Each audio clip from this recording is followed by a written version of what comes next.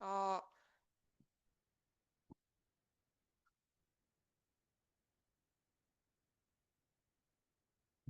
아,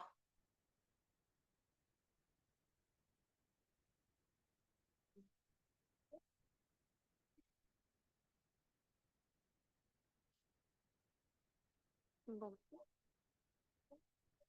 좀 기다려야 돼. 근데 우리 좀 기다려야 되잖아. 기다려. 할 게 있나? 그냥.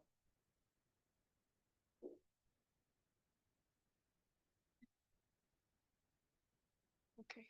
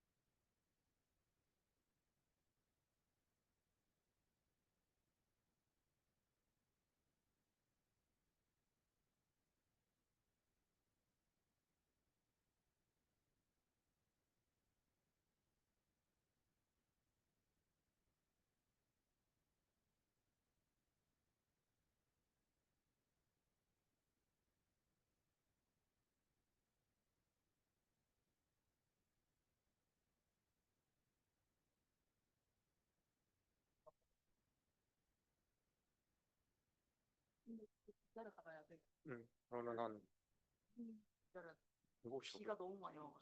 음, 내가 얘기해줄게. 저희 지금 밖에 비가 너무 많이 와가지고 7시 5분에 세션 시작하도록 하겠습니다. 그리고 저희 공지방에도 잠시 공지가 올라왔는데 저희 슬랙 채널에 혹시 이름 아직 땡땡땡 언더스코어 14기로 안 바꾸신 분들은 14기로 한 번만 바꿔주시길 부탁드립니다.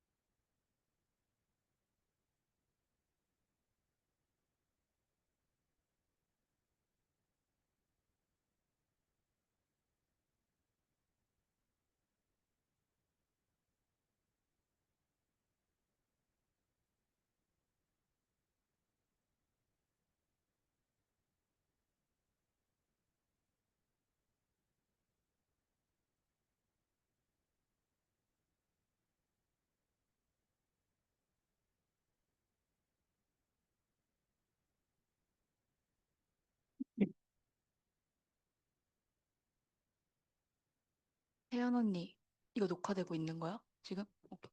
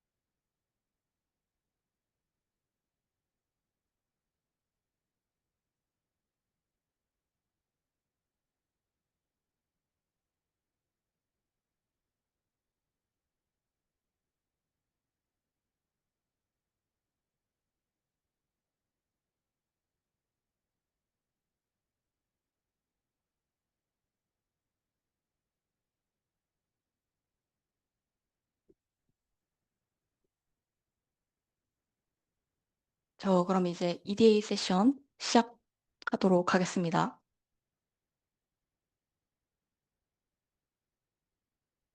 네, 뭐 시작하기 앞서서 미리 좀 드리고 싶은 말이 있는데요.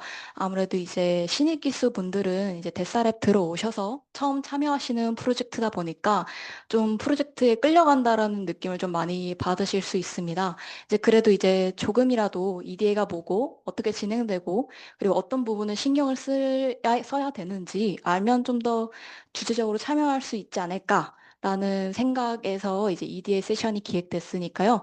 다들 이제 집중해서 들어주셨으면 좋겠습니다.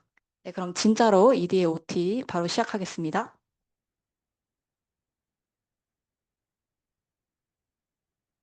자, 목차는 다음과 같이 진행이 됩니다. 자, 데이터 분석이란 무엇일까요?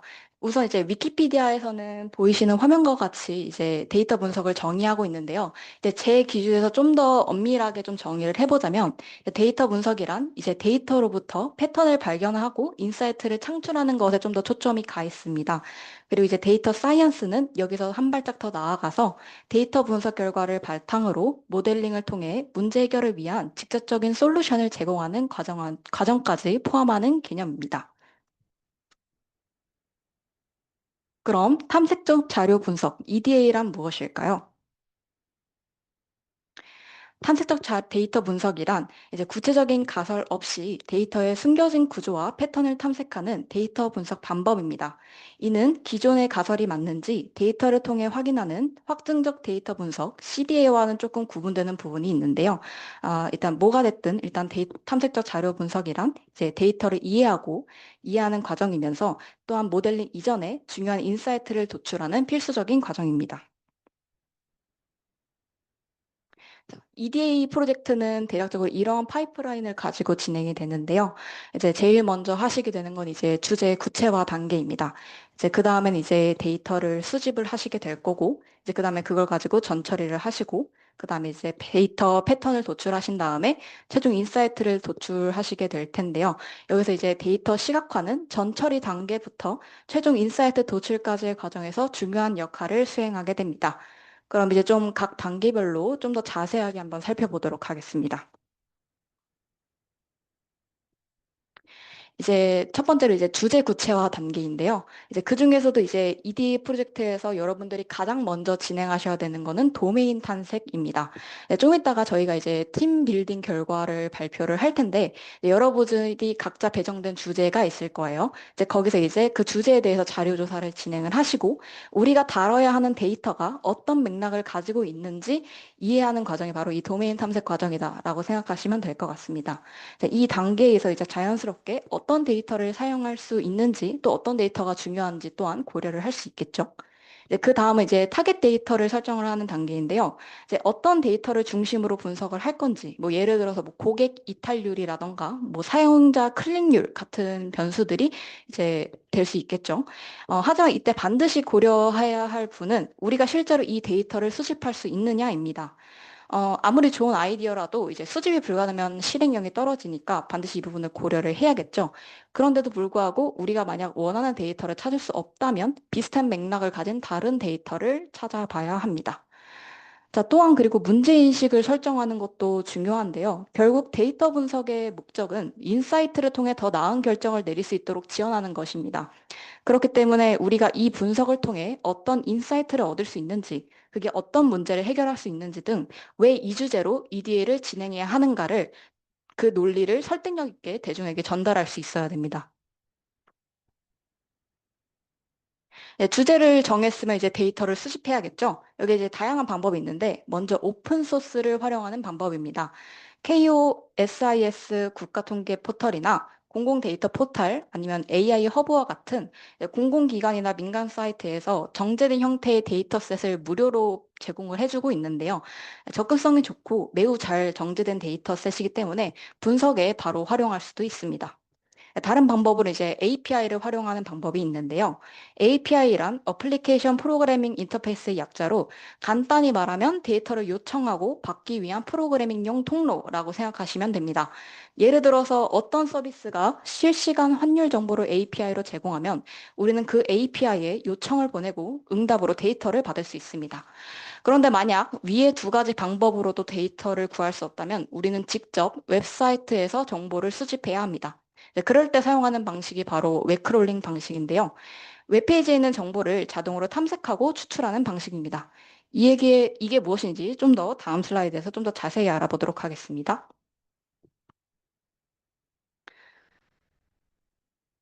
자, 웹크롤링이란 HTML로 작성된 웹사이트의 정보를 자동으로 탐색하고 수집하는 작업입니다. 쉽게 말해 사람이 일일이 정보를 복사하지 않고 컴퓨터가 대신 정보를 긁어오는 건데요. 이제 크롤링은 공식 데이터가 없는 상황에서 특정 키워드에 대한 심층 분석이 필요할 때, 그리고 실시간으로 변하는 데이터를 수집할 때 유용합니다. 네, 예를 들어 이제 특정 브랜드에 대한 기사 제목이나 쇼핑몰의 가격 변동 정보 등을 추적하고 싶을 때 사용할 수 있습니다.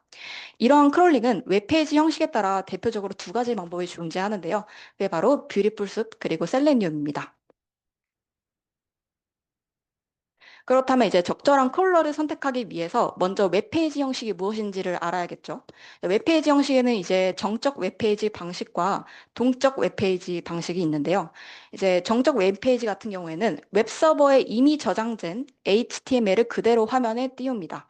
정보 자체가 바뀌지 않는 한 똑같은 데이터를 전달을 하게 되는데요. 예를 들어서 뭐 블로그 글이라든지 뭐 공지사항 페이지 같은 것들이 해당이 될 수 있겠죠. 이런 웹페이지는 화면을 열면 바로 HTML 코드 안에 우리가 필요한 모든 정보가 들어있기 때문에 간단한 크롤링 도구로도 쉽게 수집할 수 있습니다. 또 다른 웹페이지 형식으로 이제 동적 웹페이지가 있는데요. 요청에 따라서 자바스크립트가 실행되어 생성된 HTML을 화면에 띄우는 방식입니다. 이제 그러다 보니 이제 사용자의 요청에 따라 다른 데이터를 전달을 하게 되는데요. 상품 검색 결과, 웹지도 등을 예시로 들 수 있습니다. 우리가 상품을 검색할 때를 생각을 해보면 검색창에 무엇을 입력하냐, 혹은 이제 필터를 어떻게 설정하냐에 따라서 다른 콘텐츠가 나타나기도 하고, 커서를 내릴수록 새로운 콘텐츠가 더 나타나기도 하죠. 근데 이제 웹지도 같은 경우에는 이제 확대나 이제 축소를 한다던가 아니면 커서를 어디 위에 올려두냐에 따라서 다른 정보가 화면에 나타나기도 하고요. 이런 경우에 이제 단순히 HTML만 받아서는 우리가 원하는 데이터를 얻을 수가 없습니다. 왜냐하면 자바스크립트가 실행되어야만 정보가 만들어지기 때문입니다. 그러면 이제 어떻게 우리가 적절한 크롤러를 선택할 수 있을까요? 일단은 이제 정적 웹페이지라고 한다면 우리는 뷰티풀 숲을 사용하시면 됩니다. 단순한 이제 HTML이나 뭐 XML을 파싱해서 원하는 정보를 추출할 수 있는데요. 자바스크립트 처리가 불가능하긴 하지만 브라우저를 띄우지 않기 때문에 속도가 굉장히 빠르고 가볍다라는 장점이 있습니다. 이제 동적 웹페이지 같은 경우에 이제 셀레니움을 사용하시면 되는데 이것과 같은 경우에는 실제 우리가 사용자가 사용하는 것처럼 이제 실제 브라우저로 띄우고 자동으로 조작할 수 있습니다. 자바스크립트도 실행되기 때문에 정보가 화면에 보이는 시점까지 기다렸다가 데이터를 가져올 수도 있고요. 이때 버튼을 클릭한다던가 스크롤을 내린다던가 뭐 이런 등등 이제 사람이 웹사이트에서 실제로 하는 행동을 자동화할 수 있습니다. 우리가 이거를 이제 브라우저 자동화라고 부르기도 하고요. 단점은 이제 실제 브라우저를 실행해야 하기 때문에 속도가 좀 많이 느리다라는 단점이 좀 있습니다. 좀 간단하게 정리를 하자면 이제 기본 HTML에 우리가 원하는 정보가 다 있다라고 하면 우리는 브리풀습을 사용하시면 되고 만약에 자바스크립트가 실행된 후에 나타난 정보가 우리가 필요하다라고 생각하시면 이제 셀레니움을 쓰시면 됩니다.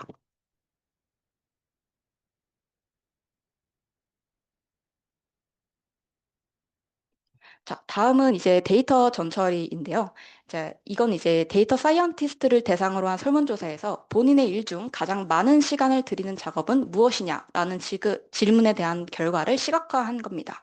무려 60%의 데이터 사이언티스트들이 데이터 전처리에 가장 많은 시간을 소모하고 있다고 답했는데요. 이런 설문 결과에서 짐작할 수 있듯이 실제로 여러분들 또한 EDA 프로젝트를 진행할 때 이 부분에 상당히 많은 에너지를 소모하시게 될 겁니다. 네, 힘내시고요. 자, 그 다음에 이제 본격적으로 이제 데이터 전처리 방식을 이야기하기 전에 데이터의 다양한 형식과 성질을 이해하는 것이 중요합니다. 이제 먼저 이제 데이터는 형태에 따라 구분하면 정형, 반정형, 비정형 세 가지로 구분을 할 수가 있는데요. 이제 정형 데이터는 우리가 흔히 다루는 엑셀처럼 행과 열이 명확한 구조를 가지고 있습니다. 데이터가 이제 표 형태로 정리가 되어 있기 때문에 이제 바로 수치 연산이 가능하고요.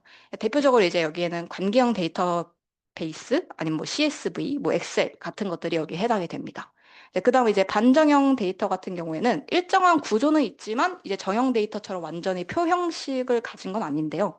대표적인 예가 이제 제이슨과 XML입니다.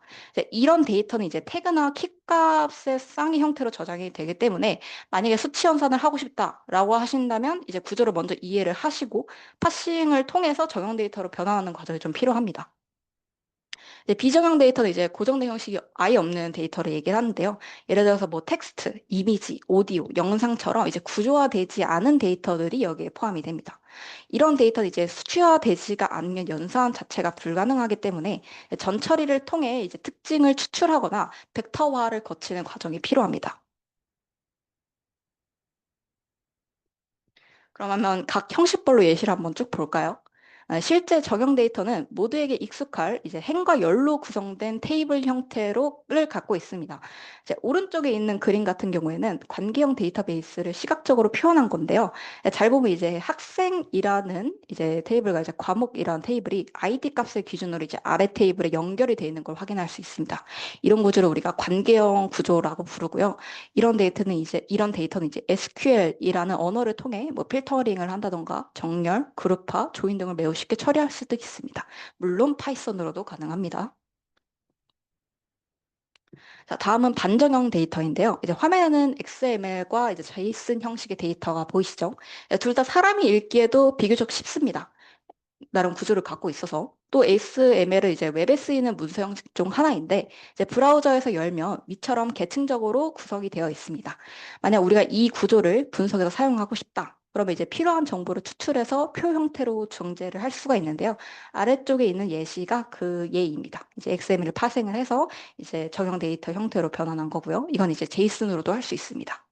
참고로 이제 HTML도 이제 태그 기반의 구조기 때문에 웹크롤링 맥락에서는 반정형 데이터로 분류하기도 합니다. 다음 이제 비정형 데이터인데요. 이제 비정형 데이터는 정해진 틀이 없는 데이터라고 했었죠. 이제 대표적으로 이제 영상, 오디오, 이미지, 텍스트 데이터들이 여기에 해당이 됩니다. 예를 들어서 이제 아래쪽에 보이는 이미지넷은 이제 이미지 인식 학습을 위해 만들어진 대규모 데이터 셋인데요. CV 분야에서 널리 사용되고 사진마다 레이블이 달려 있어서 모델 학습에도 적합합니다. 이제 오른쪽에 보이는 MMLU는 다양한 분야의 질문과 응답상을 포함한 텍스트 기반의 벤치마크 데이터 셋인데요. 얘 같은 경우에는 GPT나 LLM의 성능을 평가하는 데 사용할 수 있습니다. 자, 지금까지는 이제 형태에 따른 분류를 봤다면 이번에는 데이터의 성질에 따른 한번 분류를 봅시다. 데이터는 이제 크게 수치형과 이제 범주형으로 나뉠 수 있는데요. 이제 수치형 데이터는 숫자 자체에 의미가 있고 연산이 가능한 데이터입니다. 자, 이 중에서도 이제 소수점 단위까지 측정이 가능한 값을 우리가 연속형 데이터라고 하고 아니면 정수 단위로만 표현되는 값을 우리가 이상형 데이터라고 말을 하는데요. 이제 또 다른 분류로는 이제 범주형 데이터가 있습니다. 이제 범주형 데이터는 이제 숫자보다는 그 분류 자체가 의미가 있는 데이터인데 이제 명목된 그 중에서도 이제 명목형 데이터 같은 경우에는 순서 없이 단순히 분류만 되는 데이터를 얘기를 하고 이제 명목하고 이제 순석 데이터 같은 경우에는 이제 값 사이에 이제 순서는 있지만 간격이 일정하지 않은 데이터, 뭐 일정할 수도 있긴 하지만 그런 데이터라고 생각하시면 됩니다. 뭐 이런 성질을 구분을 해두면 나중에 어떤 분석 기법을 써야 하는지 아니면 어떤 시각화 방법이 적절한지를 결정을 하는 데 많이 도움이 됩니다. 자, 그러면은 우리가 왜 전처리를 해야 할까요? 자, 우리가 수집한 데이터를 그대로 분석해서 하는 건 매우 위험하기 때문입니다. 왜냐하면 이제 데이터에는 굉장히 많은 문제 요소들이 있을 수 있기 때문인데요. 예를 들어서 뭐 결측치, 이상치, 범주형 번수, 스케일 차이, 과도한 변수 개수 등이 있을 수 있습니다. 이제 결측치가 존재하는 상황에서는 이제 평균을 구하거나 모델을 학습을 시키면 결과가 왜곡이 되거나 오류가 발생할 수 있습니다. 또 이제 극단적으로 크거나 작은 값이 존재하면은 통계적 분석이나 머신러닝 과정에서 전체적인 패턴을 왜곡시킬 수 있고요. 그리고 이제 이제 루어 데이터에 대해 범주형 변수가 있을 수도 있는데 이런 범주형 변수처럼 이제 숫자가 아닌 이제 텍스트 기반의 변수 같은 경우에는 이제 머신러닝 모델을 학습할 때 좀 문제가 됩니다. 왜냐하면 머신러닝 모델은 이제 숫자 데이터를 입력으로 처리하기 때문에 이제 범주형 변수는 반드시 수치형으로 변환하는 과정이 반드시 필요하고요. 그리고 또 이제 데이터에 포함된 변수들 간의 단위나 범위가 극단적으로 다르면 일부 변수에 과도하게 영향을 받는 결과가 나타날 수 있기 때문에 스케일 차이도 저희가 필요하면 보정을 해줘야 됩니다. 그리고 이제 데이터에 너무 많은 변수가 포함되어 있는 경우에는 불필요하거나 중복된 정보가 오히려 분석을 복잡하게 만들고 성능을 떨어뜨릴 수 있기 때문에 이 부분도 저희가 신경을 계속 써야 됩니다. 뭐 이처럼 이제 루어 데이터에는 다양한 문제 요소들을 그대로 포함할 수 있기 때문에 분석이나 모델링에 활용하기 이전에 반드시 데이터 전처리 과정을 거쳐야만 합니다. 그럼 이제 데이터 전처리 방법들을 여러 가지 좀 알아볼 건데 가장 먼저 이제 데이터 클리닝 방법입니다. 이거 이제 쉽게 말하면 이제 결측치나 중복값, 이제 아웃라이어 등을 처리하는 거다라고 생각하시면 되는데요. 저 결측치 같은 경우에는 이제 평균이나 중앙값, 최빈값 등으로 대체할 수 있고 아니면 이제 KNN이나 아니면 회귀 등의 방법으로 예측하여 대체할 수도 있습니다. 혹은 이제 결특치를 가져는 행의 수가 적고 그렇게 썩 중요하지 않은 데이터인 것 같다라는 생각이 드시면 그냥 삭제를 하셔도 괜찮고요. 그리고 이제 중복값의 경우에는 완전히 똑같은 값이라면은 의미가 어차피 중복되므로 그냥 하나만 남기고 삭제하시면 됩니다. 이상치 같은 경우에는 저희가 이제 다른 말로 이제 극단적인 사례다라고 볼 수 있는데요.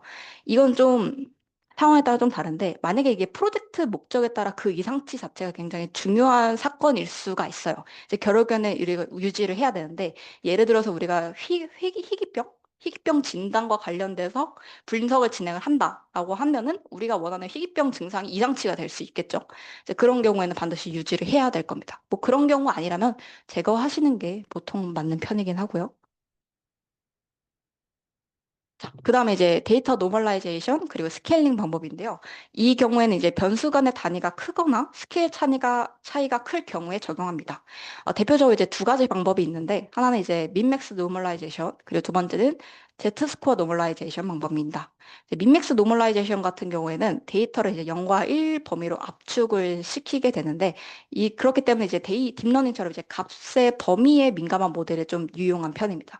문제는 이제 이상치를 잘 처리하지 못한다라는 단점이 좀 있고요. Z스코어 노멀라이제이션 같은 경우에는 이제 평균은 0, 표준표적 1로 변환을 하게 됩니다.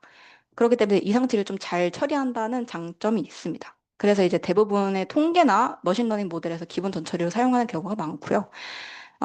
이제 정확히 동일한 척도로 다 정교화시키기 아니기 때문에 이 부분 조금 유의를 해주셔야 됩니다. 자, 이거는 노멀라이제이션 예인데요. 이제 위에 계신 두 가지가 그냥 똑같은 러 데이터에 대한 거를 이제 시각화를 한 거고, 이제 왼쪽 아래에 있는 게 이제 민맥스 노멀라이제이션을 적용한 결과, 그리고 오른쪽 아래에 있는 게 Z스코어 노멀라이제이션을 적용한 결과입니다. 자, 로 데이터 한번 먼저 볼게요. 그럼 여기서 보시면 방 개수에 대한 변수와 이제 연식이라는 변수 간의 스케일 차이가 좀 있어서 대부분의 데이터가 한쪽에 몰려 있는 것을 볼 수 있습니다. 그리고 오른쪽 끝에 이상치가 저 주황색 점인데요. 저것 때문에 이제 좀 다른 데이터에 좀 눌려 있는 걸 확인을 할 수가 있죠. 이런 러 데이터에 대해서 한번 노멀라이제이션을 적용한 결과가 어떻게 될지 한번 봅시다. 먼저 민맥스를 먼저 보면은 이상치도 이제 1에 맞춰서 조정이 되기 때문에 이상치 영향이 좀 여전히 존재합니다. 보시면 이제 대부분의 데이터들이 0과 0.4 사이에 몰려 있죠. 그리고 이제 Z스코어 같은 경우에는 이제 평균 0, 표준 편차는 1이 되도록 변화를 하기 때문에 적용을 하고 나서도 이제 이상치 영향이 좀 덜 합니다. 자, 보시면 이제 마이너스 1과 1 사이에 특정한 뭐 패턴 없이 이제 얘네들이 불규칙하게 하는 거 보니까 노멀라이제이션이 좀 잘 된 것 같네요. 그리고 이제 다음은 이제 우리가 외도가 있는 데이터를 어떻게 다루느냐에 대한 건데, 이제 많은 변수들은 이제 정규 분포를 따르지 않고 대부분 이제 한쪽으로 치우친 분포를 가지게 됩니다. 우리가 그걸 외도라고 하고요. 그리고 이제 이거는 이제 어떨 때 제일 문제가 되냐면 이제 선형 회귀나 로지스틱 회귀와 같은 모델은 이제 오차항의 정규 분포를 따른다라는 가정을 기반으로 학습을 진행합니다. 이제 그렇기 때문에 데이터가 정규 분포를 따르지 않으면 우리는 그 모델을 적용할 수가 없겠죠. 그래서 우리는 반드시 외도 조정을 해줘야 되고요. 이제 그 외에도 이제 외도가 심한 경우에는 모델의 성능이 저하될 뿐만 아니라 변수 간의 관계 해석이 왜곡되고 이상치 영향이 커지게 된다라는 문제가 생깁니다. 자, 그럼 우리가 이거를 어떻게 다뤄야 될까요? 만약에 음의 외도가 있는 경우라고 한다면 첫 번째 그림인데 우리가 이제 좀 오른쪽으로 데이터들이 몰려 있잖아요. 저걸 이제 로그 변환이나 제곱근 변환, 역수 변환 것들을 해서 데이터의 큰 값들을 좀 눌러준다라고 생각하시면 됩니다. 이제 양의 외도를 가진 경우에는 우리가 반대로 이제 제곱을 해준다던가 이제 그런 식으로 작은 값을 더 키우는 방식으로 분표를 교정을 해준다라고 생각을 하시면 되고요. 근데 나는 좀 더 세밀하게 교정을 하고 싶다라고 하시면 이제 박스 코스 변환이라고 해서 저기 알고리즘에 넣으면 알아서 이제 데이터에 따라서 가장 적절한 지수를 찾아서 저걸 잘 조정을 해주거든요. 원하시면 저걸 쓰셔도 됩니다. 저건 이제 선택이고요. 자, 그 다음에 이제 데이터 트랜스포메이션에 대한 건데, 데이터 트랜스포메이션의 정의 자체는 데이터의 형태를 분석이 용이한 형태로 바꾸는 과정을 얘기합니다. 그렇기 때문에 앞서 말씀드렸던 이제 로그 변환이라던가, 이제 스케일링 역시 이제 트랜스포메이션이라고도 볼 수 있긴 한데요. 다만 이번 파트에서는 이제 텍스트나 범주형 데이터들을 모델이 이해할 수 있도록 수치화하는 과정에 대해서 좀 더 중심적으로 다룰 생각입니다. 먼저 이제 카테고리컬 인코딩인데 여기에는 대표적으로 두 가지 방법이 있습니다. 일단 첫 번째는 이제 라벨 인코딩 방식인데요. 이 방식 같은 경우에는 각 범주에 숫자를 하나씩 부여하게 됩니다. 근데 이 방법 같은 경우에는 이제 순수형 데이터에는 좀 적합할 수 있는데 명목형 데이터에는 좀 적합하지 않습니다. 왜냐하면 이제 순수형 데이터 같은 경우에는 부여받은 숫자 자체의 의미가 조금 있을 수 있어요. 근데 명목형 대우는 단순히 분류 자체가 끝인 친구이기 때문에 만약에 이거를 명목형 데이터에 라벨 인코딩을 적용해서 모델을 학습시키게 되면 왜곡이 좀 발생할 수 있습니다. 다른 방식은 이제 원핫 인코딩 방식이 있는데요. 이제 각 범주마다 변수를 추가해서 이집값 데이터로 변화를 한 다음에 해당하는 부분에만 1로 표시하고 나머지는 0으로 하는 방식입니다. 이 경우에는 이제 명료한 해석이 가능하지만 이제 차원이 커지고 이제 스팔스한 행렬이 만들어질 수 있다. 라는 단점이 되고요. 또 이게 회계 기반 모델에서는 다중공산성 문제가 발생할 수 있기 때문에 이 부분도 유의를 좀 해주셔야 됩니다. 그리고 그래서 이런 문제들을 해결하기 위해서 최근에는 뭐 인베딩 방식을 사용을 하기도 하는데요. 각 범주 이제 고정 길이의 실수 벡터로 표현을 하는 방식입니다. 이 방식을 쓰면 좀 불필요한 차원 확장을 방지할 수 있고 유사한 범주는 비슷한 벡터로 표현을 할 수도 있습니다. 그리고 이 방식과 같은 경우에는 이제 문장이나 단어 등의 자연어 처리를 할 때 범주 간의 이제 의미적 유상성을 반영할 수도 있고 이제 차원을 줄일 수도 있어서 그런 자연어 처리를 할 때는 반드시 필수적으로 거쳐야 되는 과정이기도 하고요. 뭐 얘가 조금 여담이긴 한데 그런 경우에는 이제 약간 뭐 코사인 유사도를 계산을 해서 만약 유사한 내용을 가진 텍스트다라고 한다면 그걸 우리가 수치적으로도 유사하다는 것을 확인을 할 수 있습니다. 예시를 한번 볼게요. 왼쪽에 있는 러 데이터는 이제 코리아, 재팬, 차이나처럼 이제 국가 이름으로 이루어진 명목형 데이터입니다. 먼저 이제 라벨 이코딩 방식을 보자면 이건 아까 이제 각 범주에 고유한 숫자를 부여한다고 했었죠. 이제 등장한 순서대로 이제 0부터 이제 숫자가 부여된 걸 확인할 수 있는데요. 이 방식은 되게 간단하지만 이제 모델이 이제 코리아 다음이 재팬이고 재팬이 다음이 차이나구나라고 이제 모델이 약간 숫자 간의 순서를 의미로 해석할 위험이 좀 있어서 주의를 좀 하셔야 됩니다. 이제 그 다음에 이제 원핫 이코딩 방식인데요. 이거 같은 경우에는 범주 수만큼 열이 새로 만들어진 거를 확인할 수 있습니다. 그렇기 때문에 우리가 굉장히 해석하기에도 되게 쉽죠. 이제 문제는 회귀를 한다. 그럼 이제 다중공산성 문제가 발생을 한다고 했었습니다. 그럼 우리가 이걸 어떻게 해결할 수 있을까요? 이제 그러면 이제 뭐 어떻게 하면 되냐면 기준 범수 하나를 잡으시면 됩니다. 일단 저희는 코리아로 한번 잡아볼게요. 그럼 그 코리아라는 열 자체를 드랍을 시키시면 돼요. 자, 그러면 이제 재팬이랑 차이나에 어떤 값이 들어가는지를 보는 겁니다. 근데 재팬도 0이고 차이나도 0이다? 아, 그럼 얘는 코리아구나. 라고 이런 식으로 할 수 있기 때문에 이런 식으로도 해석이 가능을 해서 우리가 이렇게 열 하나를 들어가면 다중공사성 문제는 좀 해결을 할 수 있고요. 그런데 그럼에도 불구하고 여전히 남는 문제는 이제 범주수가 많아지면은 이제 열이 계속 엄청나게 많아지고 그렇게 되면은 굉장히 스팔스한 행렬 구조가 돼서 굉장히 비효율적인 방식이 될 수 있다라는 거는 유의를 좀 하셔야 됩니다. 이런 단점을 해결할 수 있는 방법이 바로 인베딩이라고 앞서도 제시를 했었는데요. 이제 인베딩은 각 범주를 이제 고정된 길이의 실수 벡터, 여기서 이제 3차원으로 표현을 한 거죠. 그렇게 해서 이제 비슷한 범주는 비슷한 방향의 벡터로 매핑을 할 수도 있습니다. 보시면 이제 같은 콜이하면은 이제 동일한 벡터로 표현을 할 수 있는 걸 볼 수 있고요. 자, 그러면 이번에 다른 방식으로 한번 넘어가 볼게요. 다음은 이제 피처 엔지니어링인데요. 이거는 이제 데이터를 모델이 더 잘 이해하고 학습할 수 있도록 변수를 가공하고 선택하는 작업입니다. 대표적으로 두 가지 방법이 있는데요. 첫 번째는 이제 피처 셀렉션입니다. 이건 이제 분석에 불필요하거나 임의적으로 중복되는 변수는 제거하고 이제 훈련에 유용한 특성들을 선택하는 방법인데요. 그럼 저희가 여기서 궁금한 게 있죠. 분석이나 훈련에 유용한 특성이 저희가 어떻게 알아요? 이거잖아요. 방법은 여러 가지긴 한데 예를 들어 뭐 상관계수를 통해서 변수 간의 연관성을 파악을 할 수도 있고 아니면 뭐 분상 분석을 통해서 뭐 그룹 간의 차이를 검증할 수도 있고 아니면 포워드, 뭐 백워드, 스텝와이즈 셀렉션 같이 이제 통계적인 알고리즘을 통해서 가장 효과적인 변수 구성을 찾을 수도 있습니다. 이외에도 여러 가지 방법이 있고요. 그리고 혹시 그 포워드 같은 경우는 좀 간단하게 모르시는 분들이 있을까 봐 좀 설명을 드리자면은 이제 포워드는 이제 변수를 하나씩 추가하면서 모델의 성능이 좋아하는지를 확인하면서 가장 좋은 적합을 찾는 방법이라고 생각하시면 됩니다. 이제 백워드는 반대입니다. 이게 완전 처음부터 이제 모든 변수를 일단 다 넣어요. 그리고 하나씩 제거를 하면서 성능에 큰 영향을 주지 않은 변수들을 순서적으로 계속 제거를 하는 겁니다.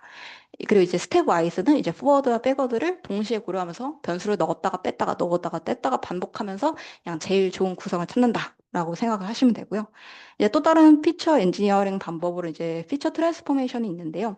얘는 이제 그냥 쉽게 그냥 새로운 변수를 생성을 한다라고 생각을 하시면 되는데 물론 그렇게 해서 만들어진 변수가 실제로 유용한지를 아까 셀렉션에서 했던 것처럼 반드시 확인하는 과정은 거치셔야 합니다.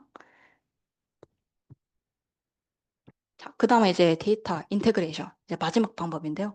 이제 수집한 데이터들이 저희가 막 수집을 할 땐 굉장히 다양한 출처에 나눠져 있을 겁니다. 그래서 저희가 분석은 하나의 데이터셋에서 진행을 하기 때문에 이러한 데이터들을 공통된 키나 포맷의 기준으로 정리를 하고 병합하는 과정이 꼭 웬만하면 다들 필요하실 테니까 이 부분 뭐 알고 계시면 좋을 것 같습니다. 자, 이제 전처리를 넘어서 이제 시각화 단계로 넘어왔는데요. 자, 먼저 이제 시각화를 왜 해야 되냐를 먼저 짚고 넘어가자면, 우선 이제 뭐 데이터의 분포라던가 관계라던가를 이제 시각적으로 보면서 이제 데이터를 좀 더 깊게 이해를 할 수 있겠죠. 그리고 또 이를 기반으로 이제 진행 단계에서는 적절한 가설을 설정할 수도 있고, 패턴을 발견할 수도 있고, 이제 그리고 결론에서는 뭐 인사이트를 효과적으로 제시를 할 수도 있습니다. 한번 예시를 한번 볼까요? 이제 왼쪽 그림을 한번 보시면 저게 지금 아마 러 데이터일 텐데 양의 외도를 갖고 있는 것을 볼 수 있습니다. 이 같은 경우에는 저희가 뭐 지수 변환을 적용을 해야겠다. 그렇게 해서 외도를 완화해야겠다라는 생각을 할 수도 있겠죠. 전처리 과정에서. 그리고 딱 봤을 때, 이게 외도가 있네? 그럼 정규성 과정을 만족하지 않을 수 있겠네? 아, 그럼 우리 정규성 과정도 한번 검증도 한번 해봐야겠다라는 생각도 할 수 있을 거고요. 또 딱 보시면, 보이실지 모르겠는데, 저 데이터 잘 보면 오른쪽에 뭐라 해야 돼? 그 선이 쫙 그어져 있거든요. 저게 이상치예요. 근데 저게 이제 이상치가 있으니까 저걸 이제 제거를 해야 되나? 라고 고민을 해볼 수도 있겠죠. 근데 그것 외에서도 이제 이게 이상치가 있으니까 저희가 만약에 결측치를 채워야 하는 상황이다라고 한다면 좀 이상치 영향을 잘 받는 평균보다는 그냥 중앙값으로 대체를 하는 게 좀 더 적절할 수 있겠다라는 생각도 할 수 있습니다. 다음은 이제 결론 제시에 대한 예시인데요. 이 상황 자체는 이제 키와 무게의 상관계수가 0.8387로 매우 강한 양의 상관관계를 보이는 친구였나 봐요. 근데 그걸 이제 우리가 단순히 텍스트로만 전달을 하는 게 아니라 이렇게 스케일러 플롯을 그리면 한눈에 딱 파악할 수 있죠. 아, 얘는 되게 강하구나, 관계가. 그걸 바로 파악할 수 있으니까 이런 식으로 해서 굉장히 유용하게 사용할 수 있습니다. 자, 다음은 이제 시각화 방법 같은 경우에 이제 목적에 따라서 이제 적절하게 선택을 해주시면 되는데요. 예를 들어 만약에 데이터의 분포를 확인하고 싶다라고 하시면 이제 히스토그램이나 박스 플롯을 사용하실 수 있습니다. 근데 혹은 이제 데이터의 관계를 보고 싶다라고 한다면 우리가 산점도나 히트맵을 볼 수가 있고요. 그리고 만약에 구성 요소를 좀 보고 싶다라고 하시면 이제 영역 차트를 사용하시는 방법도 있습니다. 자, 이 외에도 시각화 방법이 굉장히 다양한데 만약 이거 이상으로 좀 구체적인 내용 좀 자세하게 확인하고 싶다라고 하시면 그 아래 링크 있죠. 이제 거기 타고 들어가시면 굉장히 다양하고 많은 시각화 정보를 굉장히 체계적으로 잘 정리해 놨거든요. 나중에 이제 EDA 프로젝트 진행하시면서 알뜰하게 잘 쓰셨으면 좋겠습니다. 자, 그럼 우리도 한번 대충 그 사이트를 타고 들어가진 않았으니까 대충 뭐 그림만 좀 예시를 좀 보자면 3점도는 이제 두 변수 간의 상관관계를 이렇게 파악할 수 있습니다. 뭐 이거는 많은 분들이 잘 아실 테니까 뭐 길게 설명하진 않을 거고 그래서 아래 예시 같은 경우에는 이제 영역 차트를 활용해서 국가별 연간 에너지 생산량을 에너지원별로 시각화한 건데요. 잘 보시면 이제 미국이나 중국이 이제 대부분의 에너지에서 좀 고르게 좀 높은 생산량을 가지고 있는 걸 좀 한눈에 파악을 할 수가 있죠. 그리고 오른쪽에 있는 건 이제 히트맵인데, 이제 히트맵 같은 경우에는 이제 여러 변수 간의 상관계수를 이게 쭉 채운 표다라고 생각을 하시면 됩니다. 양의 상관관계를 가지면 이제 파란색, 그리고 음의 상관관계를 가지면 빨간색으로 표시를 하고요. 상관관계가 약할수록 흰색에 가깝고 강할수록 색깔이 진해집니다.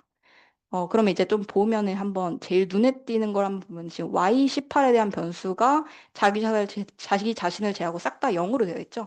그럼 이 같은 경우는 아, 얘는 진짜 다른 변수랑 완전 연이 없는 애구나를 바로 파악할 수 있고 그 외로 이제 그 외적으로는 이제 대부분의 변수들이 0.9 이상의 강한 양의 상관관계를 보이고 있구나를 이제 한 번에 파악을 할 수가 있겠죠.